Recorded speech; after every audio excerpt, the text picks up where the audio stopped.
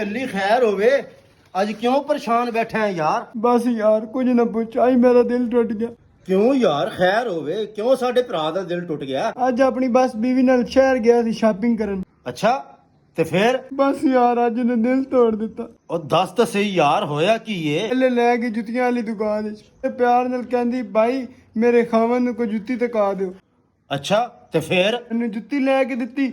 ਫਿਰ 버ਗਰਾਂ ਵਾਲੀ ਦੁਕਾਨ ਹੀ ਚਲੀ ਗਈ। ਉਹਨੂੰ ਬੜੇ ਪਿਆਰ ਨਾਲ ਕਹਿੰਦੀ ਭਾਈ ਮੇਰੇ ਖਾਵਨ ਨੂੰ ਇੱਕ 버ਗਰ ਦੇ ਦਿਓ। ਯਾਰ ਇਹ ਤੇ ਚੰਗੀ ਗੱਲ ਏ ਇਹਦੇ ਵਿੱਚ ਦੁਖੀ ਹੋਣੇ ਦੀ ਕਿਹੜੀ ਗੱਲ ਏ ਯਾਰ ਦੁੱਖ ਵਾਲੀ ਤੇ ਗੱਲ ਹੈ ਉਹਨੇ ਅੱਜ ਮੇਰੇ ਨਾਲ ਚੰਗਾ ਨਹੀਂ ਕੀਤਾ। ਉਹ ਯਾਰ ਉਹਨੇ ਆਖਰ ਕੀ ਕਰ ਦਿੱਤਾ ਇਹਦੇ ਵਿੱਚ ਦੁੱਖ ਵਾਲੀ ਕਿਹੜੀ ਗੱਲ ਏ ਫਿਰ ਕੱਪੜਿਆਂ ਵਾਲੀ ਦੁਕਾਨ ਹੀ ਲੈ ਕੇ ਚਲੀ ਗਈ। ਉਹਨੂੰ ਵੀ ਬੜੇ ਪਿਆਰ ਨਾਲ ਕਹਿੰਦੀ ਭਾਈ ਮੇਰੇ ਖਾਵਨ ਲਈ ਕੋਈ ਚੰਗਾ ਜਿਹਾ ਸੂਟ ਦੇ ਦਿਓ।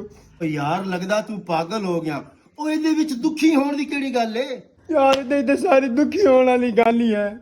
ਉਹ ਯਾਰ ਉਹ ਕਿਉਂ ਯਾਰ ਕਿਹੜੀ ਦੁਖੀ ਹੋਣੇ ਵਾਲੀ ਗੱਲ ਹੈ ਇਹਦੇ ਵਿੱਚ ਉਹ ਜਿਹੜੀ ਵੀ ਦੁਕਾਨ ਤੇ ਗਈ ਹੈ ਹਰ ਬੰਦੇ ਨੂੰ ਬੜੇ ਪਿਆਰ ਨਾਲ ਕਹਿੰਦੀ ਭਾਈ। ਉਹਨੇ ਇੱਕ ਵਾਰੀ ਵੀ ਮੈਨੂੰ ਭਾਈ ਕਹਿ ਕੇ ਨਹੀਂ ਬੁਲਾਇਆ। मैं गाली नहीं दे सकता, गाली नहीं दे। फैमिली देखती है वरना मैं ऐसे गाली दूं ऐसे।